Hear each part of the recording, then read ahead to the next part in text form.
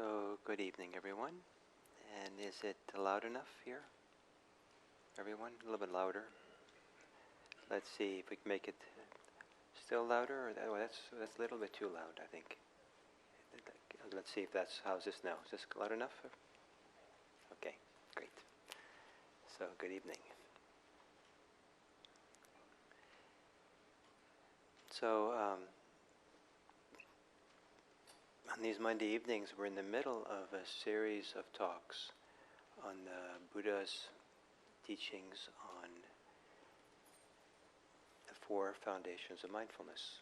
The fundamental text, kind of the genesis, the source text for the whole mindfulness phenomena that we have in this, around the world now, comes from this one text, really.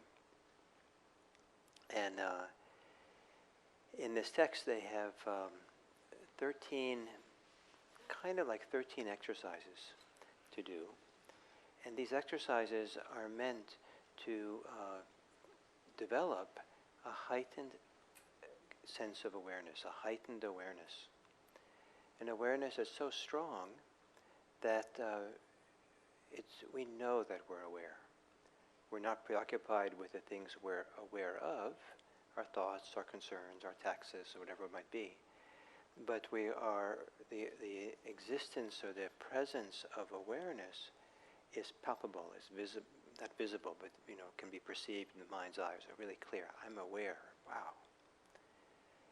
And that once that awareness gets that strong, that opens the door for seeing, having insight that is liberating. So the whole purpose of these exercises is to move a meditator towards liberation. And so what it means by these exercises is they have a particular purpose. And it's not using mindfulness in order to help us with many of the different important events, stories, situations of our life that we run into. We know that mindfulness helps in all kinds of things, and certainly can help us with the challenges of our life that we have to think about and reflect on or something. But this mindfulness practice is honing in the attention to that phenomena, those ways of experiencing ourselves that support this heightened awareness. The point of the practice is not to sort through the life issues we have. It's almost like the life issues, are put on a shelf, or we see the life issues if we focus on them in a new way. So we're not really dealing with the issues.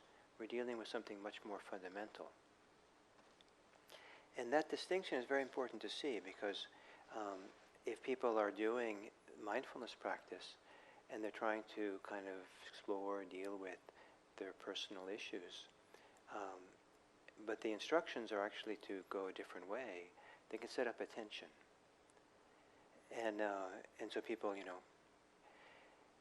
there's nothing wrong. Actually, it's actually very important at times in life to use mindfulness to look at our personal issues. It's actually a very important part of life, and we grow and develop through it and sort our life out. But it's some people, I think, some people that I meet, it seems like that's all they think mindfulness is about. And so it's all about focusing on their psychology, their emotions, their stories, what's happening in their lives, in a way that is never ending. It's kind of like a labyrinth, a maze, once you go into certain parts of our life. And if you really go in there, you'll never come out. So it's like stepping away to look back at this life that we have through a different perspective. And now this new perspective, I think, becomes particularly clear when we get to the seventh exercise of the 13, which is mindfulness of feelings. Now, some people now get really excited. Finally, we're going to deal with the emotions. And, feelings, good old feelings. The problem is that it's not emotions. And it's rather unfortunate that they're translating this Pali word Vedana as feelings. It's just that, in some ways it's the most straightforward, simple English thing we could choose. The word comes from the verb vedati, which means to know or to experience, like to have direct, immediate experience. Not like you had an experience of the beach today. It's like but if you're at the beach, the experience of a contact of the wind against your cheek, that kind of sensory contact. And so that's what the verb refers to. And Vedana is I think literally it means something like kind of like that which is known or that which is experienced. And there's many, many things that we can experience, but it's placed into particular categories, all the things we can experience. And the different places in the suttas, the Buddha categorizes Vedana, the things that we can know or the things we can experience directly, in many different ways. But in this text of the Four Foundations of Mindfulness, he does it in a particular way, which is he focuses on what can be seen as the common denominator of all experiences. All experiences we have one of three qualities to it. And so it's the feeling, what's referred to as feeling, is these three qualities that all experience can have. And what's interesting when you have something that's the common denominator, or something that's common or universal to all experience, then you have a toehold into being mindful of them or paying attention to them that you can use in all these different, in anything you come to, any situation at all. You have this kind of perspective that you can bring to bring the mind to a kind of different state, heightened awareness. So it's a very powerful state, this Vedana. In this exercise, as it's described, in these feelings of Vedana, there's a distinction that's made, or two general categories that are very important. And it's kind of like, if you think of, like a walnut. You get walnut nut. You take it off the tree, and it has this nut, the shell around the outside, right? It's hard. And many seeds have shell on the outside. They just protect the germ or the real seed in the inside. But with a walnut shell, it's really hard. It takes some work to get to the meat, they call it, or the seed that's inside. With Vedana, it's almost like you can see there's this shell that can be known, and then there's that which is more essential inside, the seed. And now the shell is how they refer to it in the text. They call it of the flesh, things of the flesh. The preceding 6 exercises have been all about the body, mindfulness of the body. And it's mostly mindfulness of the body through the flesh, through the sensory apparatus we have that we can feel and connect to the world, and we feel it and how it is in the body. And that's kind of like the shell.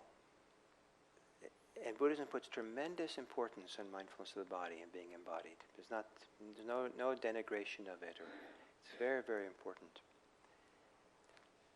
But it's still kind of the shell, and there's something like a seed, something inside, and that's called not of the flesh.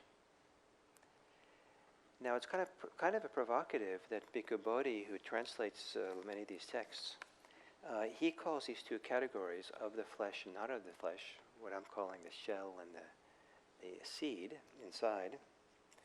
He calls it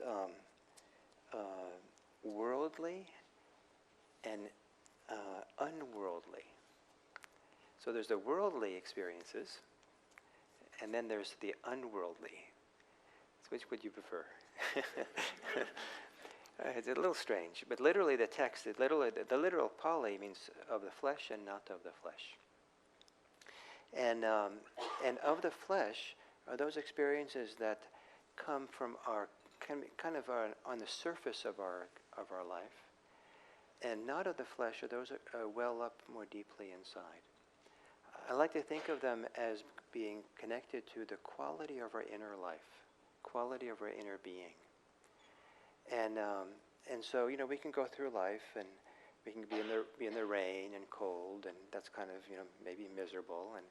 But then, the rain stops, the sun comes out, and that's kind of delightful. And that's kind of all of the flesh. That's worldly, kind of on the outside. It comes and goes, these things.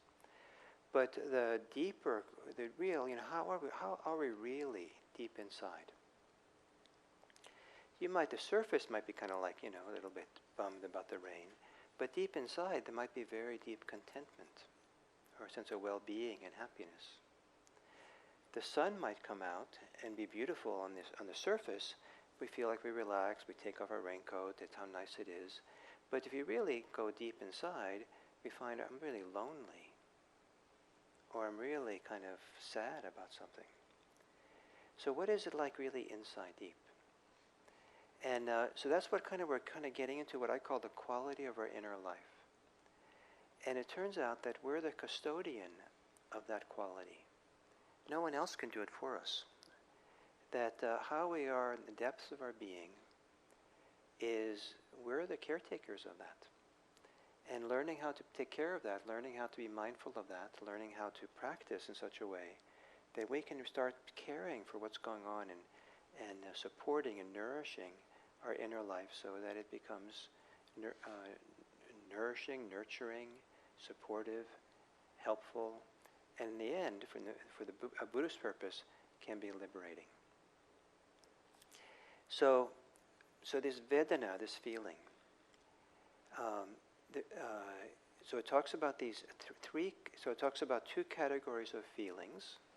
Some people call it feeling tones. These things, the qualities of what we can experience. That's a common denominator to all qualities.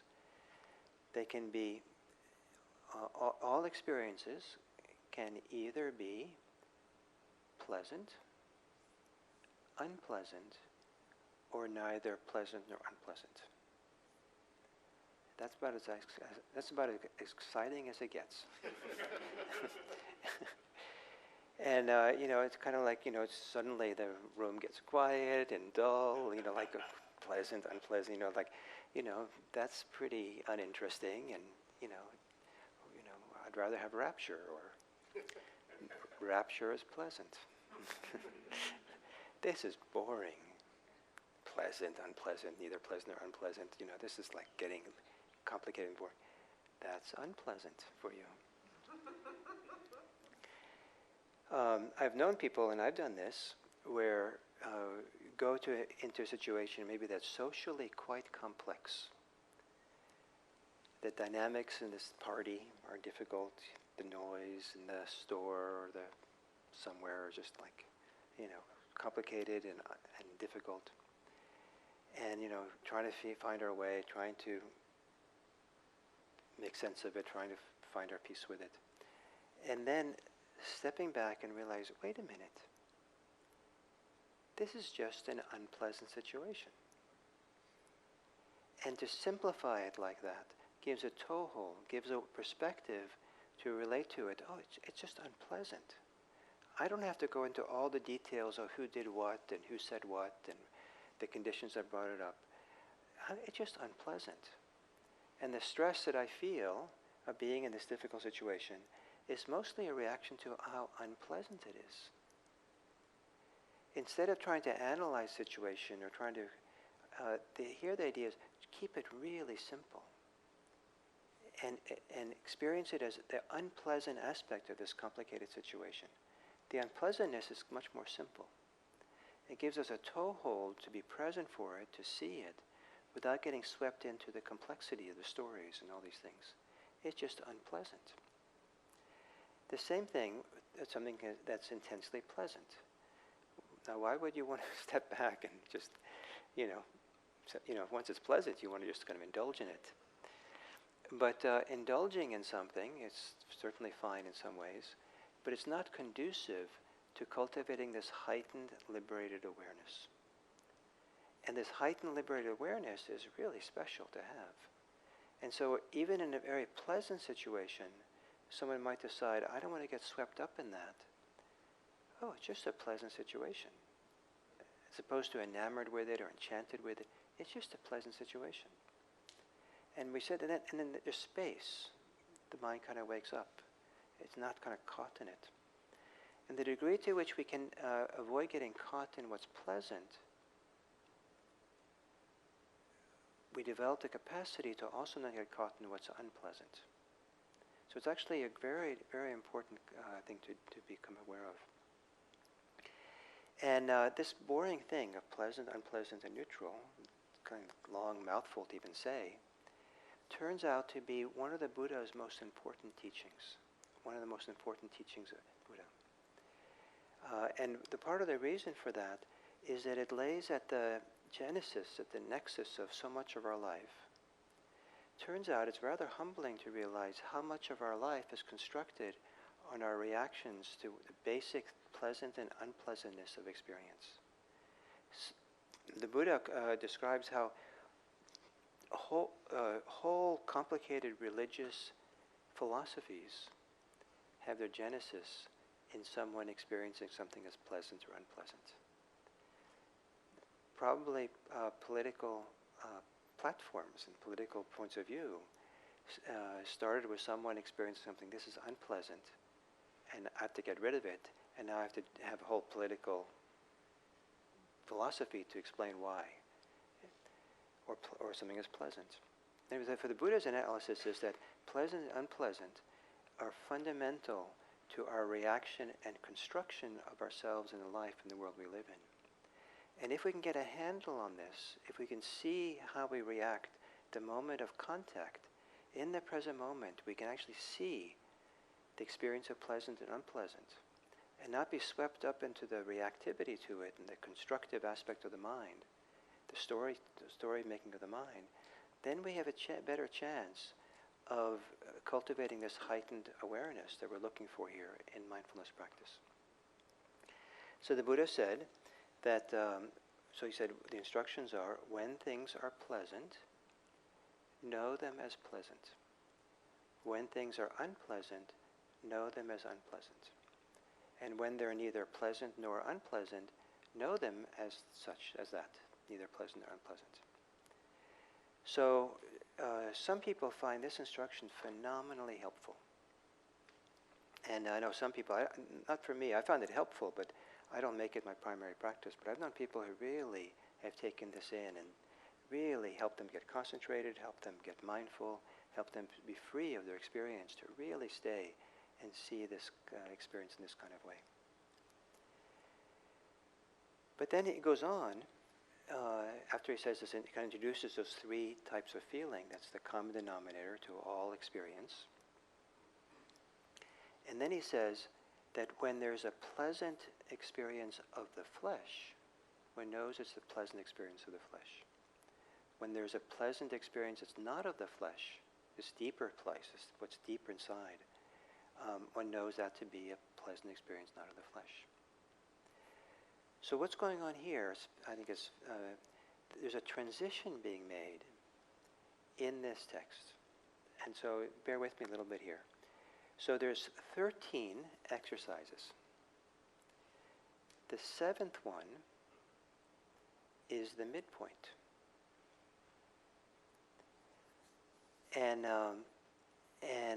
so I think that whoever constructed this text very carefully constructed the midpoint of it to highlight something important. And in the midpoint, there's this transition from of the flesh to not of the flesh, from the shell to the kernel inside. And so there's a movement away from what can be called of the body now to that which is deeper inside. And the first step of that is the feeling tone. And then we'll see next week that the next exercise has to do with mind states. And mind states now are really getting down into the quality of our inner life, how we really feel, what goes on. And to be able to kind of now tune into mind states is now beginning to care for this inner quality. And then after that, there's 5 more exercises that have to do with understanding how our mind states are influenced by particular mental factors, getting really deep down into the mind, and how we get caught, entangled, knotted up, and how we get unknotted, how we get free. Which is, all elements have to do with this depth of our, what I call the inner quality of being. So there's this wonderful transition, almost like a movement here from the body to that which is more, I wouldn't call it mind, that keeps it a little bit, in my mind, a little bit on the surface, but the kind of the inner quality of how we feel, how we are.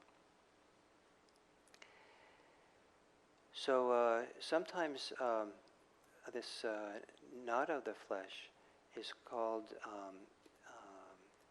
it's those feelings that are related to the practice that we do. As we meditate, there are a series of upwelling emotions, sensations, feelings that arise from the practice itself. We're not getting a massage, we're not getting good food, the weather, they're not dependent on the weather. It's dependent on the capacity of the mind to let go temporarily of worldly concerns and to begin in that letting go, deep letting go, to be able to develop concentration and stillness and peace and a certain kind of inner joy that can well up. And it wells up, it's kind of like it's welling up for no good reason, except that we're getting concentrated. So that's for some people, that's a revolutionary kind of experience to have, because for some people until that time, they've always been dependent on something in the world being just right. Having the right flavor ice cream, or the right weather, or they're being with the right people, or not being with the wrong people, or something has to be lined up, and our happiness and well-being is dependent on the conditions of the world. Then it's a little bit like if we're all constantly shifting and changing the conditions that are around us, so we can always have it just right and get that sweet spot where we're just happy. It's kind of like shifting the deck chairs in the Titanic as it's going down. We're all going down. So we're shifting, moving around, or we're constantly shifting that which is very impermanent. It just doesn't stay the same. I saw this in myself today. I was kind of uncomfortable for a while today. Then I was comfortable, and then I was uncomfortable, and then I was uncomfortable some more, and then I was uncomfortable some more. So I went and had food. I had lunch, and after the lunch I thought that was good, but then maybe I ate too much or something, but I felt a little drowsy. And so I didn't like being drowsy. And then I went and lay down to take a 10-minute nap. But I woke up not so contented. So what am I going to do then? So then I went for a walk. And that was nice, except it was raining. That was nice, except my pants got all wet. It just goes on and on, right? The conditions of the world. And so sometimes you just go from one,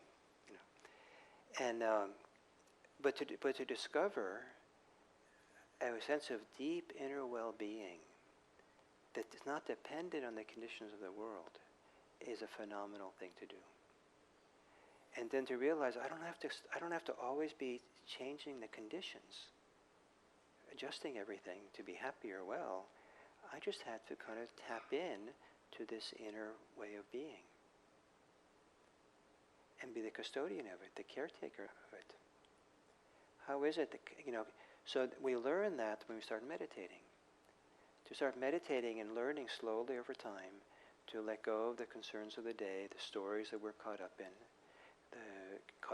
let go of our self-preoccupation, let go of our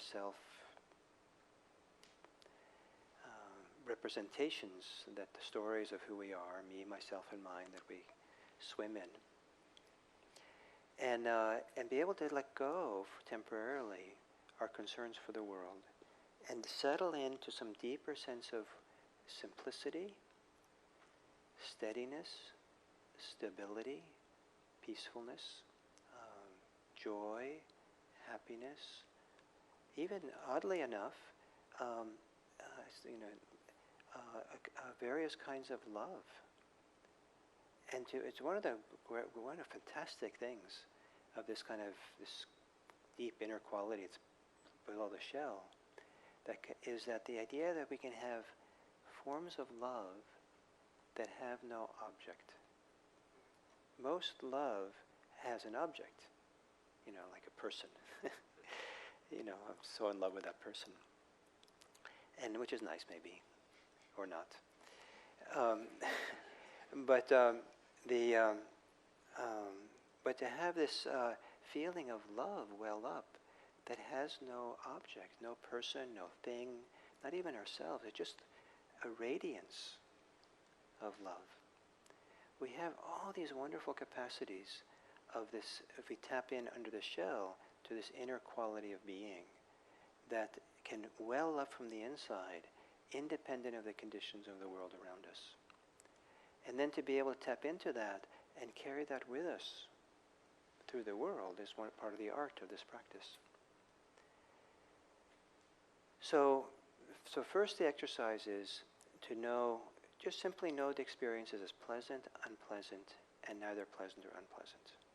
And as we tune into that level of the experience, to be able to use that to study, to be aware of how we react to that. And there's sometimes very frequently instantaneous reactivity to us, but things are pleasant or unpleasant. We go for or against. We like it, we don't like it. And it's possible to kind of see how that reactivity happens to the pleasant and unpleasant and stop doing it.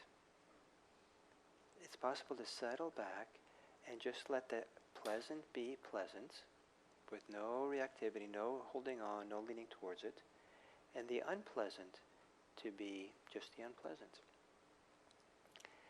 One of the benefits of that capacity to just be free in the middle of pleasant and unpleasant, is that it's possible to have a joy together with pain.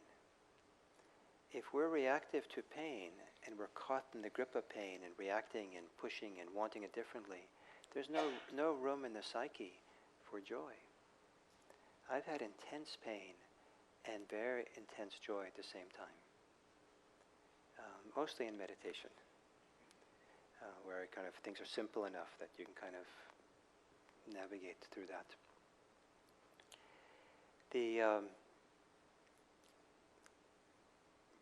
So I'd recommend it for you through this week, is as you go through your life, try to keep it so simple that what you just tune in to the pleasant and unpleasant quality of what's going on, and see how that can be a mirror to your reactivity, to your preferences, to your likes and dislikes, your ways of going for and against. And ask yourself, do I need to like or not like this? Do I need to be for or against it? Do I need to go towards the pleasant and hold on to it? Do I need to react, pull away from the unpleasant? Is it possible? What's it like just to be there, breathing and stable and steady, right in the middle of it? Oh, this is an unpleasant situation.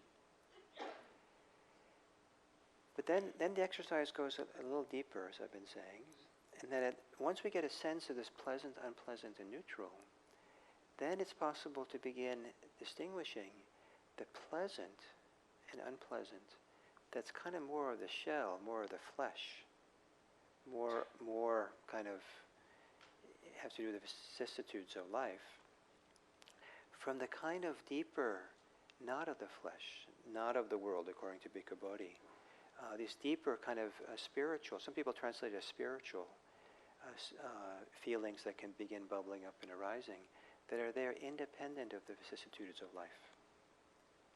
And can you kind of tune in and notice that for yourself? Can you notice how some things that are pleasant are just because the weather is a certain way, and other things are just seem to be connected some deeper root inside of us? Things that are unpleasant, are they of the world, or are they connected to something deeper inside of us? They say that the unpleasant experiences, which are not of the flesh, this is kind of a deeper place. How that's explained for is that unpleasant feeling that can come when we're disconnected from the goodness inside, or when we unpleasant feeling when we really want to practice, we really want to tap into this deeper roots, the seed, this essence inside of us. We want to tap into it. We want to practice it. We would like to move in the path of freedom, but we can't. And that frustration, that disappointment, that yearning, which is unpleasant, the tradition calls that's an experience of the flesh, not of the flesh, that's unpleasant. But when we can pursue that, when we can practice, when we can engage in meditation, for example, or being on the path of practice, then that's when these not of the flesh, these deeper well springs get tapped into and bubble up. And what do you know about these deep well springs inside of you? What do you know about goodness and well-being and peace, or something beautiful that resides in the quality of your inner life, that's worth pursuing, worth developing, worth protecting, worth acknowledging? It's worth giving time to and allowing it to grow and nourish and develop. That you want to incubate it. You want to sit on it and be with it and allow it to kind of develop and grow. This not of the flesh, this inner quality stuff, it's for some people it's quite fragile. Some people hardly ever tap into it. They don't even know it's there. But occasionally it kind of happens by accident. And it can easily be lost because we're so easily swept up into the big concerns of our life. But how do we stay close to it and incubate it? How do we stay close to it and allow it to nourish and grow and develop and become strong? Is kind of the task. But one of the ways to do that is to recognize it. Oh, this is not of the flesh. This is this inner quality. This is...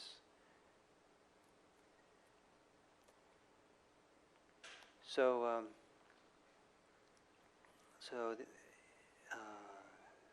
I'll repeat something as I end this little I find it quite remarkable that in this exercise the Buddha is simplifying what we focus on in being mindful. There's no story, there's no analysis, there's no, complicated ideas. It's just this radical simplicity. Is it pleasant? Is it unpleasant? Or neither? And that's so much can come out of that. It's really kind of a doorway or gateway into a tremendous amount of depth in this practice. So we have about 10 minutes, and I don't know how clear I was with this. And so if you would like to ask any questions, you're welcome to. Or if you have testimonials about practicing with these Vedana, these feeling tones. That'd be nice to hear.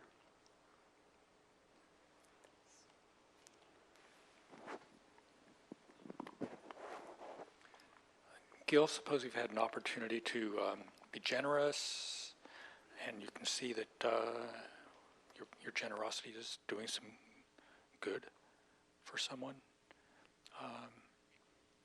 and that feels good. Maybe you didn't even get thanked, but just knowing that you've been helpful feels very good.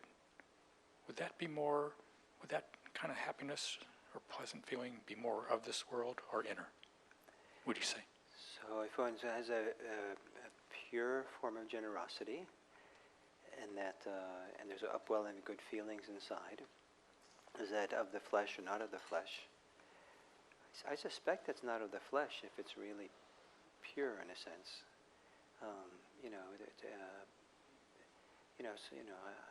I could be generous to someone, and I hope everyone noticed. That was really good. People noticed how generous I was. Boy, that was great. Yeah, no, not that. Not that.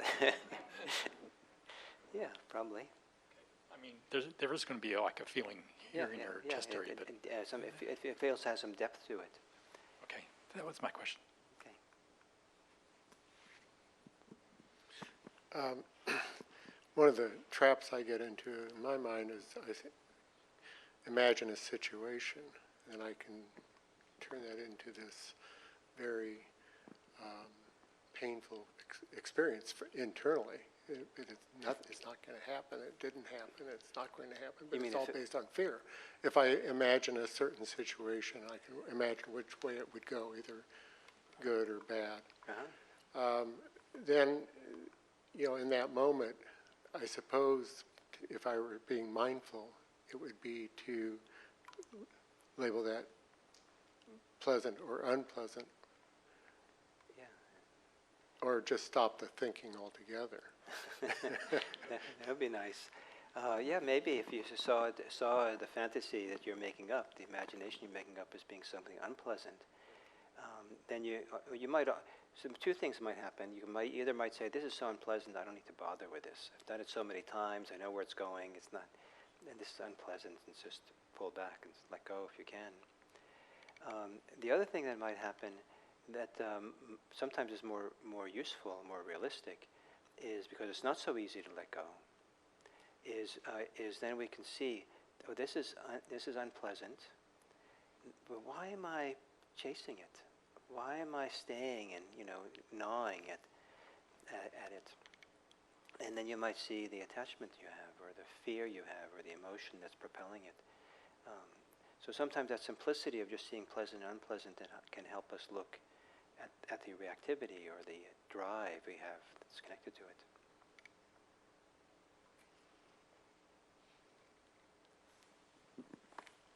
So when you feel something not of the flesh, like a good feeling of contentment or well-being, you suggest you can just stay with it and enjoy it, like during meditation? Yeah, you can. The idea of enjoying it is a little dangerous because I can have attachment in it. I think that, but it's also enjoying, maybe it's a kind of word that straddles two sides. It straddles indulging and just allowing it to be there. So we kind of allow it to be there and appreciate it,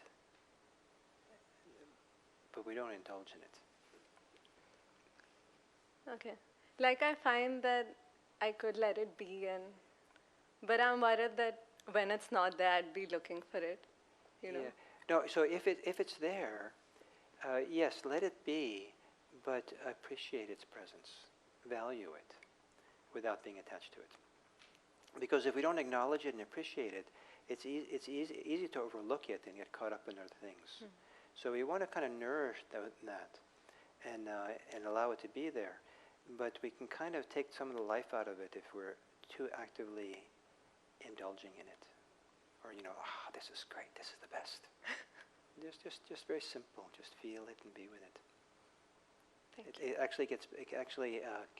The paradox is that to have some degree of concentration and focus and have these good feelings well up, they actually get stronger if you don't indulge in them.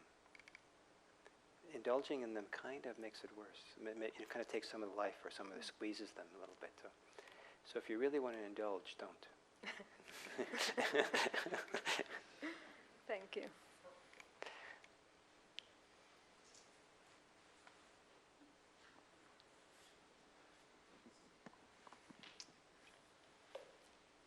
Isn't part of the idea of meditation practice to learn to not label things as good and bad? I'm trying to reconcile this with now sort of bringing a more continual presence to, hey, is what I'm experiencing, is this good or is this bad or is this neutral? I think that meditation practice, at least in this Buddhist tradition, does involve learning to make distinctions. Good and bad are so vague and unhelpful that probably not useful to do that. But it's useful to distinguish between what is healthy and unhealthy, and what is helpful and not helpful. So there are distinctions that are useful. So if you know that it's not helpful to be lost in fantasy, then you can, it's not helpful, so I should let go of this. If you know it's helpful to focus on the simple, pleasant, unpleasantness of the experience, and that keeps you present and keeps you kind of free and not entangled in things, then we can pursue that. So there are distinctions being made that are different than good and bad. And I don't think I used the terms good and bad today. It was a pleasant and unpleasant. And pleasant and unpleasant are a little bit more, almost like inherent in the experience. So I'm sitting here right now, and I put my foot on top of my right foot on top of my left ankle, and it's actually a little bit unpleasant. I would actually say it hurts. But but it's unpleasant, and then the way I'm sitting here, I'm leaning on my left arm and stretching, and that feeling of stretching is actually pleasant. I'm not manufacturing it necessarily. I'm not making a value judgment on it. Either one. I'm not saying one is good and one is bad. The ankle thing is not. I'm not saying it's good or bad. It just is. Just unpleasant. The stretching of my arm, it's not good or bad. It's just one is that's pleasant. And I'm not making that up. Whereas good and bad, we're making up. Okay, thank you. So maybe one more over here, if you can, to the corner.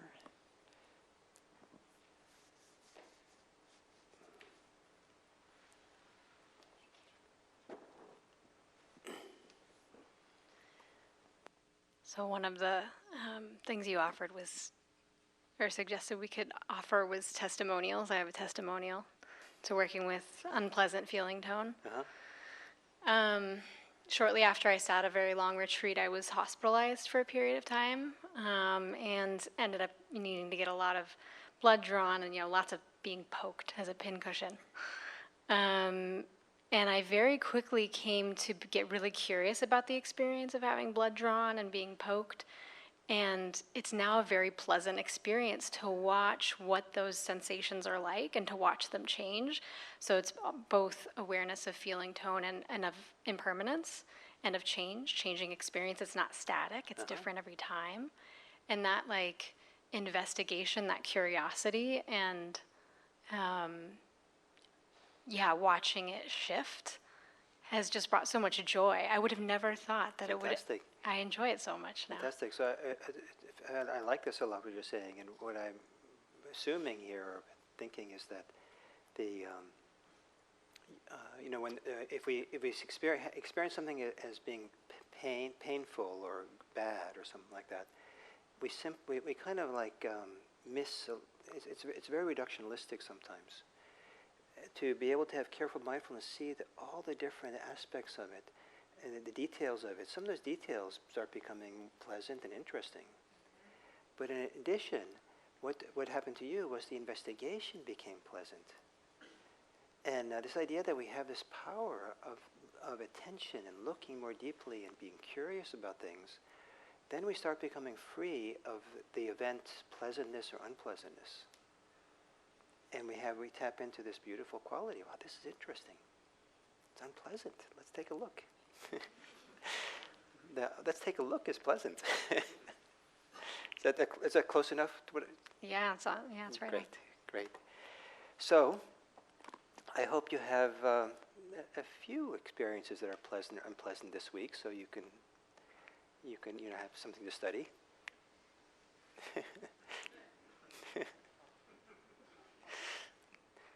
If you're lucky enough, there'll be a few. So thank you all.